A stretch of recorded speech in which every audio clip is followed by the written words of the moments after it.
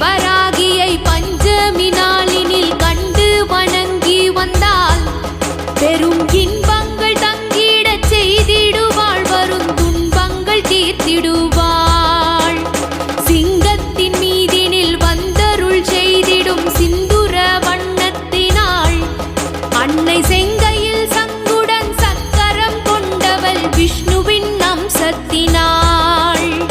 பச்சை நிறத்தவள் இச்சை